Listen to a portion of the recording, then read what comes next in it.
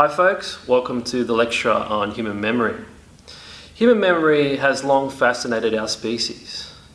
Human memory enables us to think about the past, deal with the present, and contemplate the future. An interesting fact about human memory is that it's only in relatively recent times that scholars have come to a consensus that human memories reside in the human brain. There are many different models of human memory, and some of those models are highly complex. For our purposes, we're going to focus on what is known as the modal model. And the modal model is a relatively simple model, but very useful for educators. This model was first proposed in the 1960s. And the idea in this model is that we have three distinct memory structures: a sensory memory, a short-term memory, which is now known as working memory, and a long-term memory. And the idea is that information comes from the external environment and then enters our senses, passes from our senses to our short-term memory, and then onto our long-term memory. So the idea there is that information flows in a linear manner and that each memory structure is partially independent and carries out very specific functions. Before I get into the key components of the modal model, I want to talk about some of the limitations of this model. The first limitation is the idea that information flows in a linear manner from the environment through our senses to short-term memory, then to long-term memory. In fact, we know that what's already inside our brains, in our long-term memory, plays a key role in how we see the world. So I'm going to use an example. So I'm going to bring in Jamie. So Jamie here is from the United States, from Ohio. Mm-hmm. So it snows in Ohio much more than it does here. It does, yes. All right. So how many words do you guys have for snow? In terms of describing snow, we have good packing snow, which means you can pack it together and build a good snowman. We have sledding snow, we have sleet, we have mush. So 4 or 5 words maybe that I can think of. Okay. So yeah, you have a few more words for snow than I would. Okay. But let's say we went to the Arctic. So I've been to the subarctic region of Canada, and I know that they have many, many more words for snow than we do. So it really shows you that what's already inside your brain plays a key role in how you see the world. Another example are car engines. So you and I, if we see a car engine and there's a problem, right, what happens? I would label that engine as broken. I have one word for that. All right, broken. So my brother is a mechanic. When he looks at a car engine, he immediately knows what to do in terms of fixing it. When you and I look at it, I assume that we think it's rocket science. Right. Yeah. So again, another illustrative point that what's inside the brain plays a key role in how we see things. Another limitation of the model is it doesn't take into account emotions. So when you get stressed, how does that play a role in how you learn or process information? If I'm very stressed, it's really hard for me to process information or to multitask. I'm just a little scatterbrain. Okay, so it doesn't take into account how emotions can actually influence how much information we can process. Another thing about emotions is there's a thing called state-dependent learning. And it's the idea that if you're in a certain state, for example, happy, sad, when you process information in a particular state, you should, when you have to retrieve that information, have the same state. And in general, there's an argument that if you're in a more negative mood, you're more likely to process information at a deeper level than if you're happy. And some people have used that as an argument to put people in a negative mood so that when they have an exam, they can retrieve that information. Now, why would it be the case that a negative mood can actually influence how much you remember? Well, some people say that it's functional, that if you're in a negative mood, to remember that negative situation because you want to avoid that in the future. That's the argument. The first component of the modal model that I'm going to focus on is the sensory memory. I'm going to focus on the 5 senses. Now, there are more than 5 senses, but for our purposes, I'm just going to talk about the 5 senses that we are most likely to be familiar with. The first sense I'm going to talk about is our sense of smell. And our sense of smell is considered to be our most powerful memory trigger. And one of the reasons for this is when we smell something, information traverses the amygdala, which is a flight or fight component of the brain. Certain smells can alert us to danger. For example, if we smell ammonia, it's repugnant, it's dangerous for us. Sometimes we smell things that can actually calm us down, lead to a decrease in blood pressure. Now, there's a place where I've visited in Fiji where there's a remote village, and instead of having facial recognition to notice somebody, they recognize you by smelling your armpits. So They might say, I met you yesterday, can't remember your face, but let me smell your armpit and see how we go. The second sensory receptor that I'm going to focus on is our sense of taste. An interesting thing about taste is about 3/4 of what we taste is actually perceived through our nose. So only about 1/4 of the flavour we taste is through our taste buds. We have on average between 2,000 to 8,000 taste buds, and on each taste bud we have between 50 to 100 receptor cells. If you've ever seen a taste bud in a microscope or under a microscope, they look like mini volcanoes or mushrooms. Now you're probably familiar with taste such as sweet, sour and so on. Probably the most recent addition to our taste receptors is the idea of unami, which is a Japanese word for savory. So things like sushi, green tea are examples, oh, sorry, not sushi, I was getting hungry there. Soy sauce, green tea are examples of that particular taste. Touch. So touch plays a key role in our development, particularly child development. The touch or the bonding of a mother with a newborn is facilitated greatly by touch. Sometimes we use touch via massage to relieve symptoms related to migraines, stress, asthma, and massage can also help children focus their attention. And one of the reasons for this is it appears that the rubbing action of a massage helps stimulate neural networks that lead to a decrease in stress-related hormones such as cortisol or epinephrine. Here I want to talk about two senses, so I'm combining the two. So I'm talking about seeing and hearing. And the reason I'm combining the two here is that most of our education is geared towards information that enters our hearing senses or our seeing senses. When we see something, information, we see lots of information and it lasts for about half a second before it disappears. In terms of hearing, we can hear information that stays in our hearing registers for about 3 seconds before it disappears.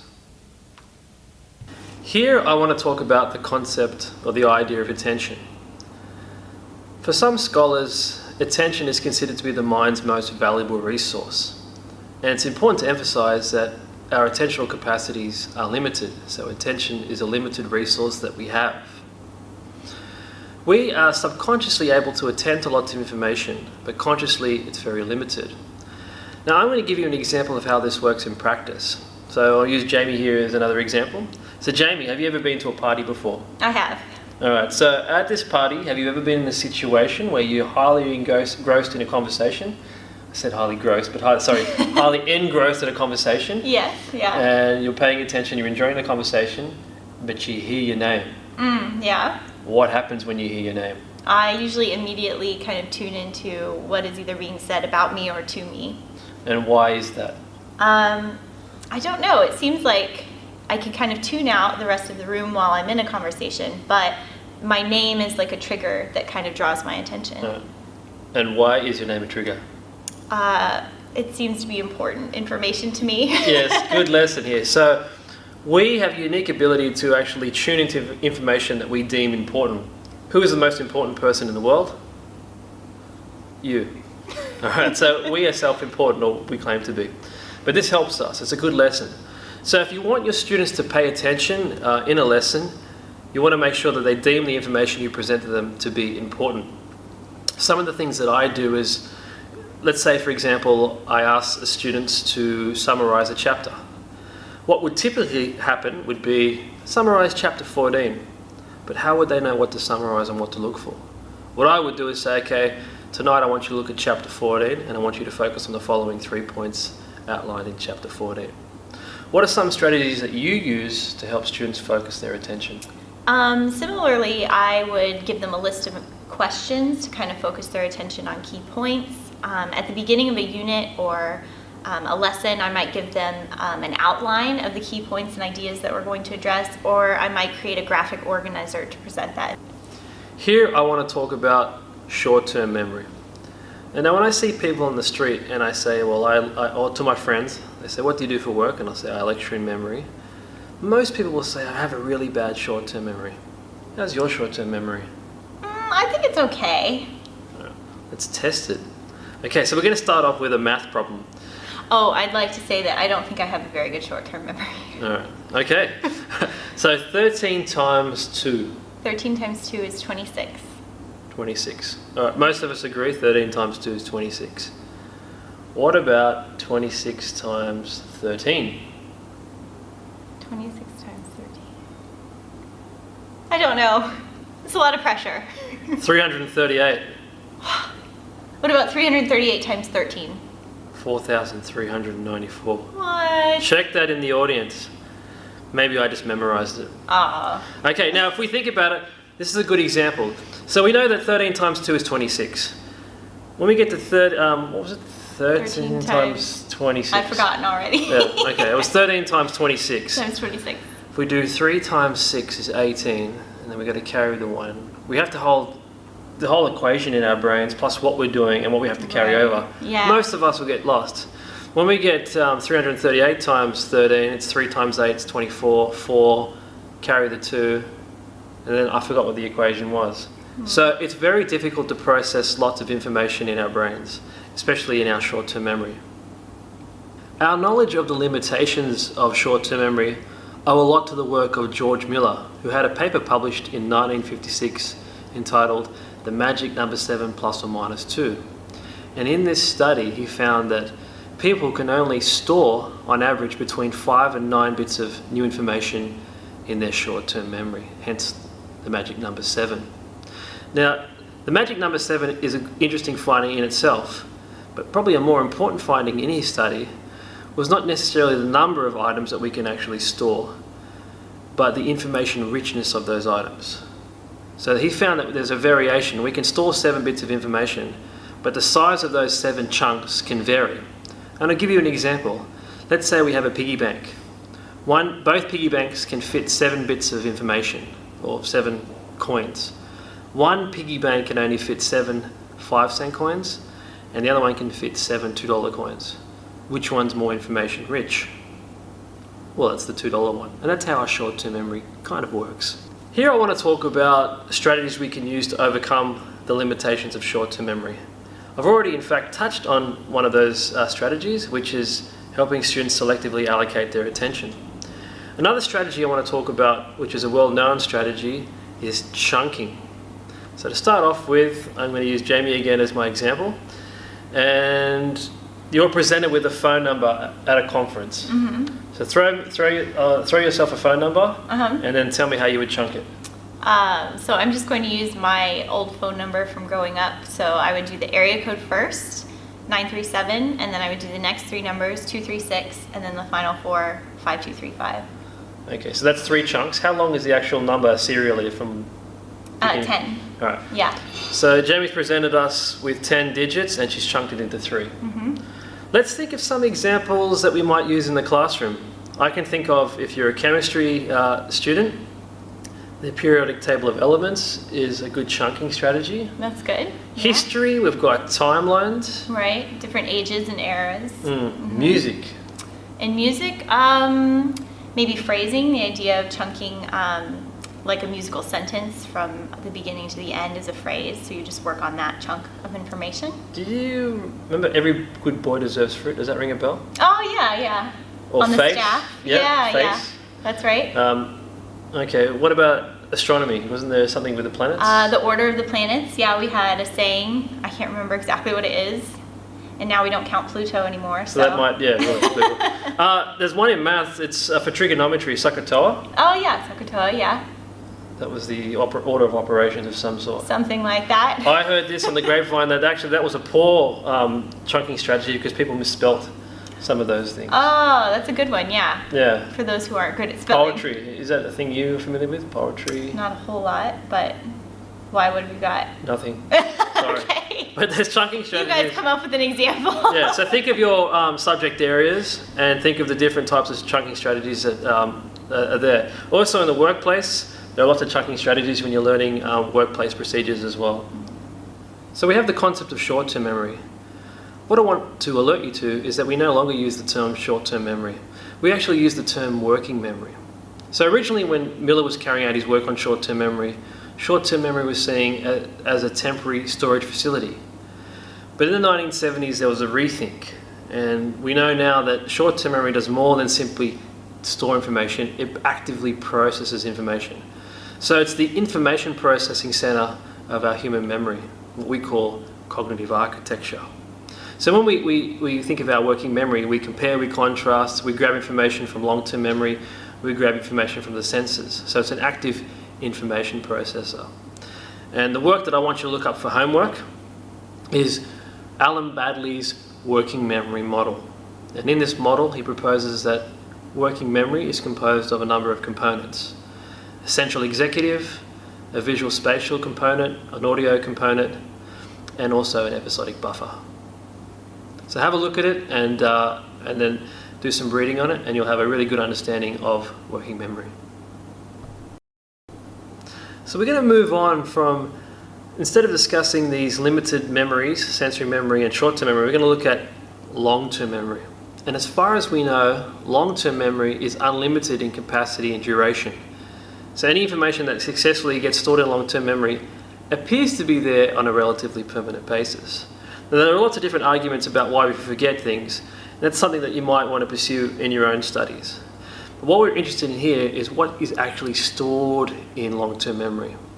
And what researchers call information in long-term memory, they call it schemas. Now, schemas are very hard to define. So I might use an example to try and illustrate to the best of my ability what a schema is. So let's think of me, Jose. So when you think of Jose, it may elicit a whole chain of linked ideas. So you might say, oh, Jose, that's a Spanish name. I've been to Spain. I've been on a bus tour. The bus tour was fun. I did it in such and such a year. So the mere word Jose links to a whole neural chain of other related concepts. Or you might think of Jose and you might think, Jose, Western Sydney, the brain and learning. I'm doing the brain and learning in a particular semester. That elicits another neural chain of related concepts. Our modern understanding of schema theory can be traced to the work of Frederick Bartlett in the 1930s. The idea of schemas actually go way back into ancient Greece. But Bartlett brought some new ideas to our thinking about schemas. In the 1930s and the 20s, he carried out some experiments with English college students. And in one experiment, he used what is called the method of serial reproduction. And in it, he presented English college students with a Native American story. In the story, there were lots of elements about ghosts, spirits, fighting, and wars. What he asked the first college student to do was to read the full-blown story, and then put the story aside, and then write what he or she could remember from the story. That reproduced version would be passed on to the next student, who would read the reproduced version and then come up with his or her own version. Now, as the story progressed down the chain, references to ghosts and spirits were omitted, and it simply became a story about fighting. Bartlett reasoned that one of the factors at play in why those elements, the ghosts and the spirits, were omitted was that people were fitting the story to their own worldview. So he really showed us that what's inside our brains shapes how we see the world. Because we have so many schemas in our long-term memory, researchers have found it useful to develop categories of different types of schemas. So the first category we're going to look at are the declarative schemas, or declarative knowledge. Declarative knowledge refers to our knowledge of facts. So it's like a mental thesaurus of facts. So for example, our mother's name, where we were born, the capital city of a country, are examples of declarative knowledge. And most of our schooling and our tertiary education at university is geared towards the transmission of declarative knowledge. Now, some people have argued about the distinction between two subcategories of declarative knowledge, one known as semantic memory and one known as episodic memory. So semantic memory is more akin to the factual knowledge. Episodic knowledge is a little bit different. It's kind of like an autobiographical account of knowledge. So your first day at school, who your favourite teacher was, or a particular event, they're examples of episodic knowledge. Now, some people argue that those two types of knowledge aren't actually different.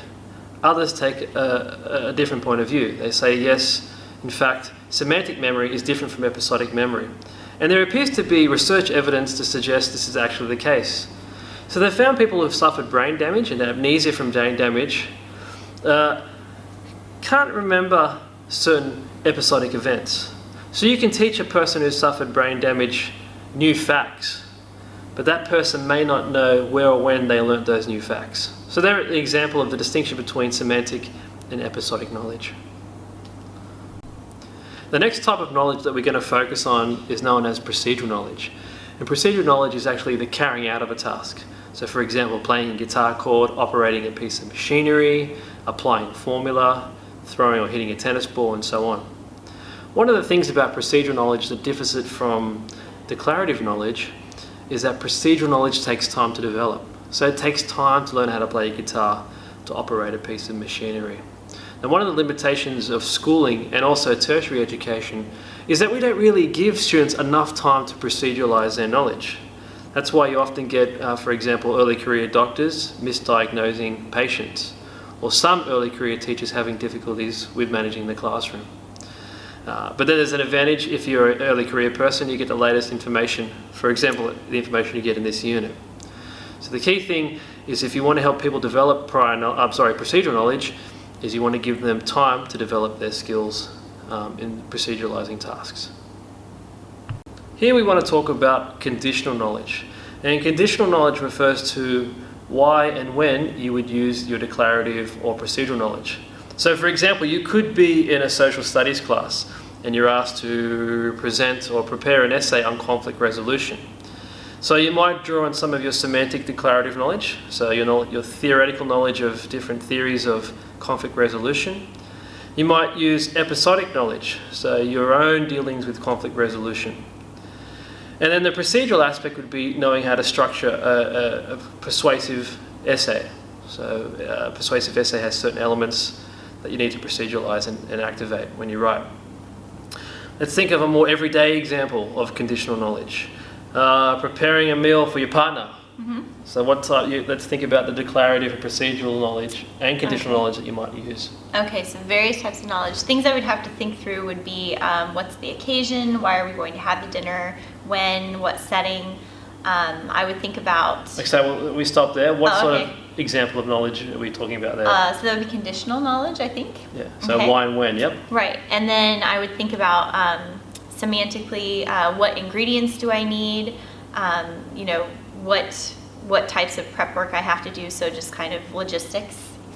And then procedurally, I would have to think about what do I need to do in order in terms of, what needs to be prepped first, what needs to be added second, etc. Okay. Another example, if we go back to education, would be taking lecture notes. So if we think about taking lecture notes, when we first go to a lecture, some of us, if we're in our first year at university, take lots of notes. And then as we develop experience with a lecturer or lecturers in general, we start being more selective in what we write down. So we write down the important bits or what we deem to be important. Yeah. So the last category of schemas we're going to look at are cultural schemas. So the cultures that you're brought up in shape how you see the world and shape your schemas.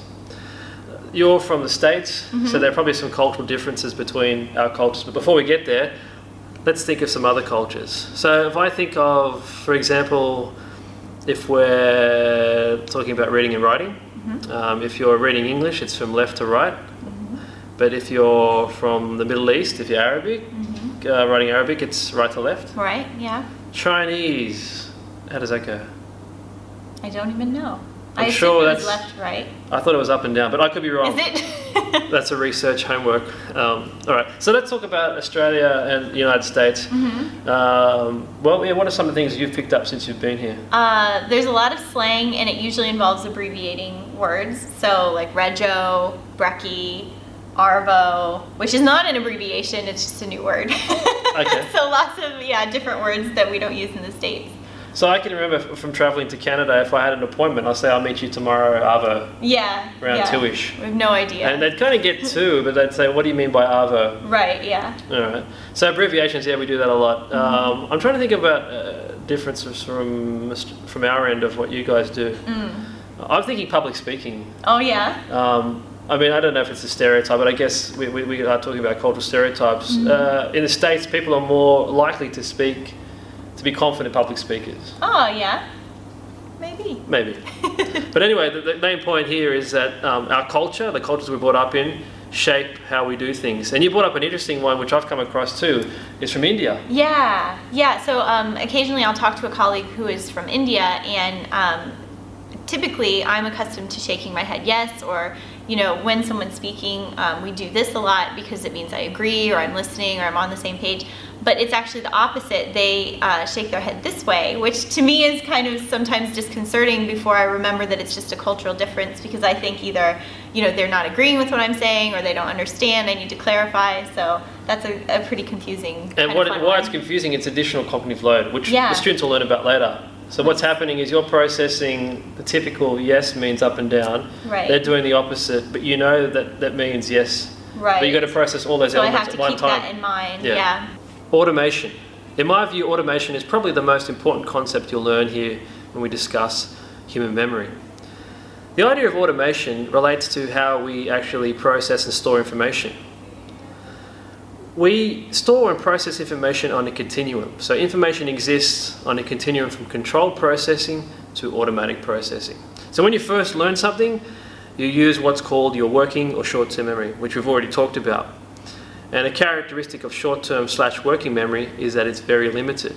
So when you're processing information using controlled processing, you're using your conscious working memory to process the information, hence the term controlled processing. And you tend to make lots of mistakes, and you tend to take a lot of time to try and solve a problem. That's a characteristic of novice performance controlled processing. A novice is just simply a person learning something for the first time.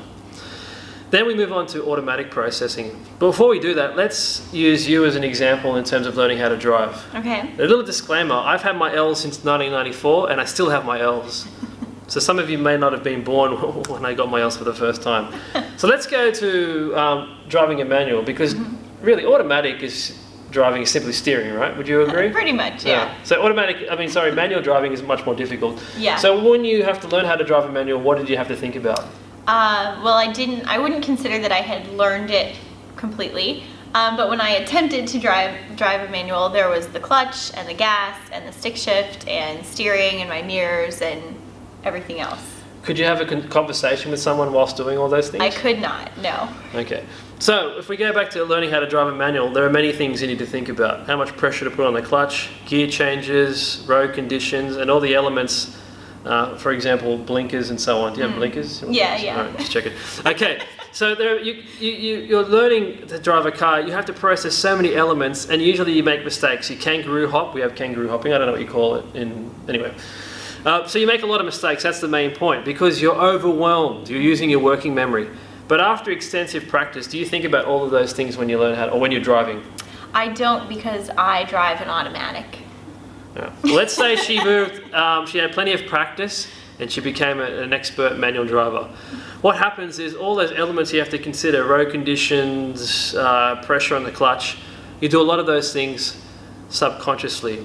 And when I say subconsciously, really you're using your long-term memory. So the key thing is, as teachers, as instructors, we want our learners to move from controlled processing to automatic processing. And this is important because there is a distinction between learning and automation. Learning, as we talked about at the beginning, is acquiring knowledge. But you could acquire knowledge but not demonstrate what you've learned until it's become automated. So when I think back to school, I remember a teacher would teach me a guitar chord and then ask me to reproduce it the next day in front of the class, and I couldn't do it. Yeah. And the reason is I didn't have enough time to practice and automate my schemas. Right. So anytime a teacher says to you, hey, I want you to demonstrate a concept or an idea, and if you haven't had enough time to practice, you might say, okay, dear sir, madam. I'm not sure what you call teachers, dear sir, madam. It's a bit of an old-fashioned thing. But you might say, okay, teacher, Mr., Mrs., such and such. I can't demonstrate what I've learned because you haven't given me enough time for me to automate my schemas. Nice. So here I want to talk about the take-home messages that you can use in your everyday teaching or when you become school teachers, workplace trainers, and so on. So I call these implications for practice. We talked about sensory memory and short-term memory. And one of the main things that I emphasized was the limitations of these memory structures. And we talked about two key strategies that you can use to overcome those limitations. If you recall, the first thing I talked about was attention. And what we want to do as educators is to help students selectively allocate their attention. And there are different ways of doing it. One of the ways that you can do it that I mentioned was actually tell students what's important or direct them to important points when they're studying material. The other strategy is chunking. And you have to think about your subject discipline and the different strategies you can use for chunking. So I said for history, as an example, timeline, chemistry, the periodic table of elements, thought of home science now, well, we don't call it home science, food technology, the pyramid, the food pyramid, lots of fruit and veggies and so on, if you think of the food pyramid. So there are some examples of chunking. We moved on from short-term memory and sensory memory to talk about long-term memory. And the main idea in long-term memory, apart from it being unlimited in capacity, is what's stored in long-term memory. And what's stored in long-term memory are referred to as schemas. And we have different categories of schemas. I mentioned that most of our schooling and also our tertiary education is geared towards the transmission and acquisition of declarative knowledge. Declarative knowledge, it's pretty easy to learn. What makes it difficult is the massive declarative knowledge that we need to learn. We should focus a lot more on procedural and conditional knowledge. So we want to help students actually proceduralize what they've learned. And how do we do that? We have to give them lots of real-world experiences. So if we're educators, if we're thinking about school teachers, the way that we do that is we give them prac experiences. Now the prac has changed over time. So I've been at universities where you get a 4-year degree and you do your prac in your last 8 weeks. Other universities are a bit more proactive and they give you pracs early on. So you get more and more chances to proceduralize your teaching skills. So the key message is you want to help students proceduralize their knowledge by giving them time. You also want to help them make decisions about when they should use their procedural and conditional knowledge, when and why they would use those two types of knowledge. So that's the key points relating to sensory, short-term and long-term memory. The key point, the main thing I want to get across is this idea of automation. Automation, as you know, refers to your knowledge base becoming automatic and subconscious. And the way that we help students automate their schemas is give them time to practice. So practice is a critical component of helping students demonstrate what they have learned. I hope you have enjoyed this lecture, and thank you to Jamie for being an assistant in this video.